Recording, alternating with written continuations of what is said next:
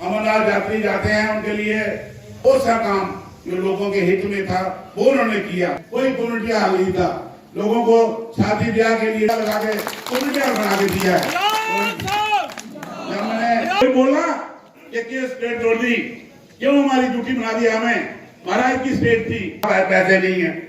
मैं आजाद साहब के पास गया, मैं इनका वारी हूँ कि इन्होंने कहा कम्युनिटी हाल बना रहे हो, बहुत अच्छा काम कर रहे हो, लोगों के लिए एक अच्छा आप बना रहे हो, मैं कितने पैसे चाहिए? मैंने कहा जी 35 लाख रुपया काम हो रहा है। इन्हें उसी वक्त मुझे 35 लाख दिया और ब्लॉक को भेजा। आज कम्युनिटी आज यहाँ तैयार है, आप सब लोग उसका फायदा ले रहे हैं, फ्री में वहां पर शादियां हो रही है, ब्याह हो रही हैं और ये इनकी देन है। यहाँ तक नहीं, हमारा ये हॉस्पिटल जो हीरानगर में है ये 30 बेड का था, हम इनके पास गए, जनाब आपने जगह जगह हॉस्पिटल बनाए हैं, डिस्ट्रिक्ट हॉस्पिटल बनाए हैं, आपने हर जगह सब सेंटर बना दिए, बहुत इन्होंने हमारे इलाके में भी सब सेंटर बनाए। मैंने कहा हीरानगर का जो हॉस्पिटल है ये 30 बेड का है, इसको मेहरबानी करके आप बड़ा कर दीजिए। इन्होंने 30 बेड का वो जो हॉस्पिटल था उसके इंफ्रास्ट्रक्चर के लिए, बिल्डिंग के लिए सब कुछ 80 लाख रुपया अपने गवर्नमेंट से यहाँ पर भेजा। तो ये 2013 की बात है, जब 80 लाख भेजा, लेकिन हमारी सरकार नहीं रही, जो आई वो आज तक उस 80 लाख को खर्च नहीं कर सकी, लोगों के लिए बेहतरी के लिए काम नहीं हो सका। तो जहां तक इनकी सोच है हमारे इलाके के लोग, हमारी रियासत के लोग खुश रहे, जो उनकी तकलीफें दूर हो। और ये काट दी, उनको बेदखली का हुक्म दे, लेकिन इस सरकार की वजह से तो मालकी का हक नहीं मिला, उनकी गिरदौरियां काटेंगे की क्यादत में इन्होंने हमें कहा क्या प्रदर्शन किए, प्रोटेस्ट किए, लोगों को बेदखल कर रहे हैं, गलत कर रहे हैं। हमारी सरकार बनेगी तो हम वायदा करते हैं कि रोशनी एक्ट को बहाल किया जाएगा। रोजगार नहीं मिला, कोई किस्म का लोगों को फायदा नहीं हुआ। आज राज साहब जिनकी पीरियड था, आपको पता है पोलियो जब खत्म किया था तो इनकी हेल्थ मिनिस्ट्री की सोच लोगों के लिए है, लोगों के लिए खिदमत की है, करते आए हैं और करेंगे। लोकसभा के उनका निशान है हमारी पार्टी का, बड़े एमपी के लिए, ये भी आपको बधाई है यार, वहां से जीतेंगे। मैं आपसे ये फिर प्रार्थना करता हूँ कि आप याद करें कि वो हमारे नेता हैं, इसका ऐतिहासिक जगह में आज उनको याद करना बहुत जरूरी है। लेकिन जमाना बदल गया, तब से बात, कई पार्टियां कमजोर हुई, कई मजबूत हो गई, बीजेपी मजबूत हो गई, तब से कांग्रेस कमजोर हो गई। जब डोगरा साहब और बलदेव सिंह जी थे तब कांग्रेस का बोलबाला था, तब बीजेपी कहीं नहीं थी, लेकिन बलदेव सिंह जी अपने बलबूते पे जीतते थे। तो आज बिल्कुल तारीख बदल गई, इतिहास बदल गया है, नई पार्टियां हिंदुस्तान में आ गई, यहाँ भी स्टेट में आ गई। हमने एक नई पार्टी बनाई, क्योंकि नई पार्टी, बहुत सारे लोग जो कई पार्टियों से तंग आ गए और जो किसी भी पार्टी में नहीं है वो परेशान है, एक से भी तंग है, दूसरे से भी तंग, तो उनके लिए भी तो कोई सांस लेने की जगह है, वो हमारी पार्टी, जो सबकी पार्टी, जम्मू कश्मीर की जनता का पार्टी, जनता की पार्टी, हिंदू की पार्टी है, मुसलमानों की पार्टी है, एसटी की पार्टी है, एससी की पार्टी है, अपर कास्ट की पार्टी है, गुजर बकरवालों की पार्टी है, कश्मीरी पहाड़ियों की पार्टी, सबकी पार्टी, गरीबों की पार्टी,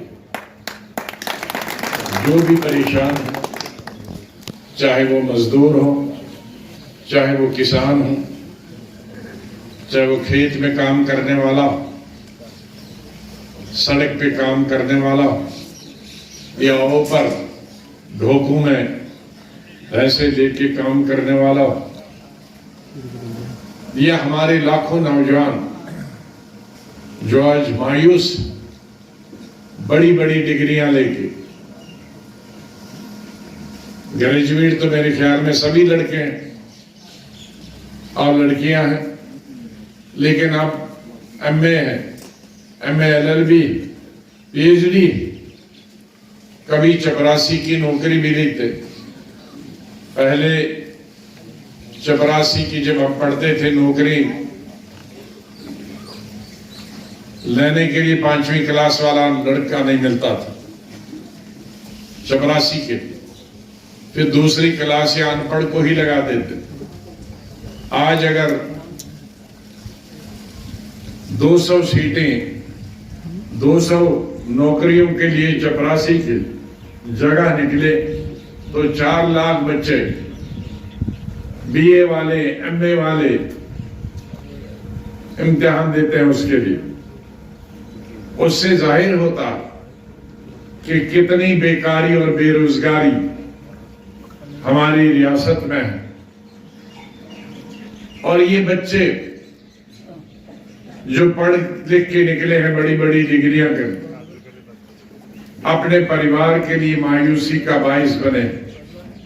माता पिता जिन्होंने मेहनत करके खेती बाड़ी करके मजदूरी करके उन बच्चों को पढ़ाया, ये सोचकर कि बड़े हो जाएंगे अपने परिवार को भी संभालेंगे, माता पिता का सहारा भी बनेंगे, अपनी छोटी बहनों की शादियां भी करें। लेकिन आज वो बच्चे ऐसा कर नहीं पाते क्योंकि खुद बेरोजगार है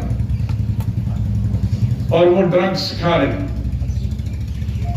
जिसकी वजह से खुद भी वो खत्म हो गए और उनके माता पिता वो भी खत्म हो रहे हैं, परिवार के परिवार खत्म हो गए। ये घर घर की कहानी, ये एक मुसलमान की कहानी नहीं है, हिंदू की कहानी, ये राजपूत की कहानी है, ये ब्राह्मण की कहानी, ये हमारा गुप्ता बरादरी उनकी कहानी, ये शेड्यूल कास्ट की कहानी, ये मुसलमान गुजर कश्मीरी की कहानी, पहाड़ी की कहानी, हर इंसान की कहानी। तो इस एक पार्टी की जरूरत है जो सिर्फ इंसानों के लिए हो, जिसमें सब धर्म के लोग। मुझसे जो हो सका चीफ मिनिस्ट्री के दौरान जरूरत से ज्यादा किया। मैं पूरे पौने 3 साल 2.5 साल जब चीफ मिनिस्टर रहा, 3 घंटे 3.5 घंटे से ज्यादा नहीं सोया। खाने को भी 1-2 वक्त ही टाइम मिलता था, रात दिन लगा। कोई गुलाम नबी आजाद पर यह इल्जाम नहीं लगा सकता किसी प्रोजेक्ट में 4-5 से खाए हैं, किसी अफसर से 2 पैसे लिए। किसी हिंदू और मुसलमान को ये शक नहीं है कि मैं हिंदू था तो मैं गया, मेरा काम नहीं किया। जो जायज काम था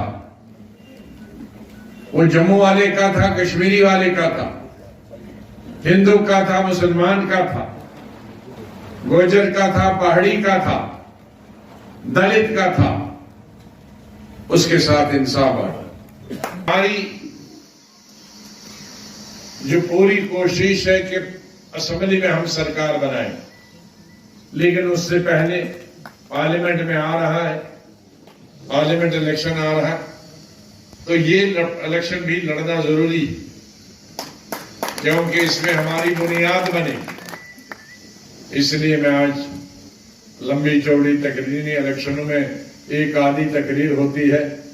हमारी आदत है यहाँ 10-20 लोग जब तक तकरीर नहीं करें, लीडरों को भी चैन नहीं आता तो सुनने वालों को भी चैन नहीं आता वो। लेकिन जब इलेक्शन नहीं हो, इलेक्शन के वक्त में 2 तकरीरें और 5-5 मिनट की, क्योंकि काम बहुत होता है।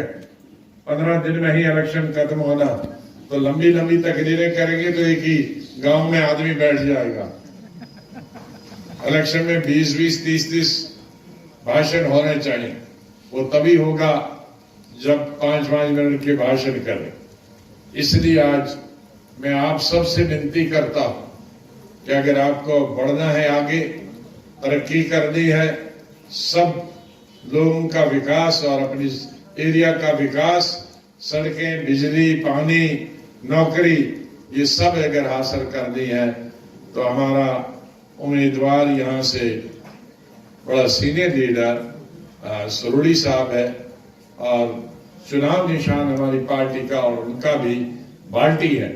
बाल्टी पर मोहर नहीं लगानी, बाल्टी के सामने बटन होता है, उस बटन को दबाना।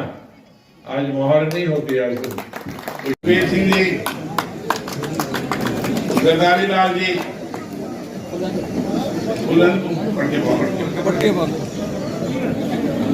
अश्विनी कुमार जी, कृष्ण मूर्ति जी, कृष्ण मूर्ति जी,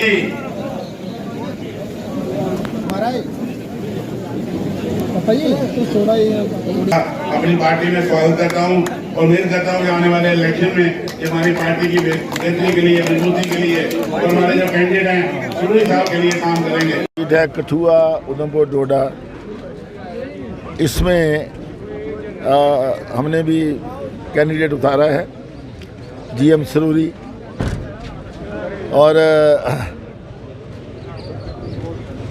19 तारीख को वोट पड़ने हैं और हमारा एजेंडा ये है कि हमारी पार्टी का एजेंडा है कि भाई हमारी स्टेट को स्टेटहुड फौरन मिले और ख़ासकर जो यूटी बनने के बाद जो इन्होंने सरकार ने फैसला किया, एक जो 35A को हटा दिया था, 35A तो नहीं कहेंगे लेकिन कम से कम हमारे लोगों का ज़मीन पर पूरा अधिकार रहे और हमारे जो नौजवान हैं यहाँ जम्मू कश्मीर के, उनको ही रोज़गार मिलना चाहिए, बाहर से बंदा कोई रोज़गार ना ले ले।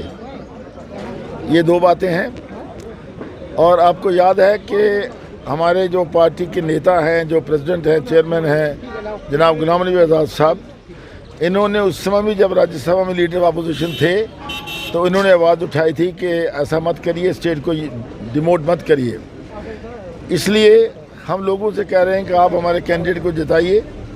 आने वाली असेंबली इलेक्शन में भी हम पार्टिसिपेट करेंगे, सरकार बनाएंगे और हमारी सरकार आएगी तो हम ये कानून पास करेंगे, उस हमारी सरकार जिसमें कि बाहर का कोई भी बंदा यहाँ नौकरी नहीं ले सकेगा, हमारी ज़मीनों पर किसी का अधिकार नहीं होगा।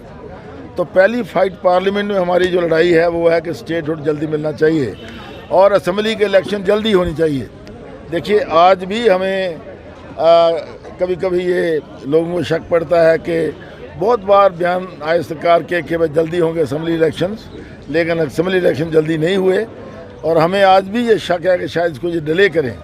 हम कहते हैं कि स्टेटहुड फ़ौरन मिले और immediately after parliament election assembly के चुनाव हों और जो बातें मैंने आपसे कही हैं कि स्टेट बनने के बाद हमारे जो पूरे अधिकार हैं ज़मीनों पर, सर्विस पर, नौकरियों पर, वो कायम रहने चाहिए।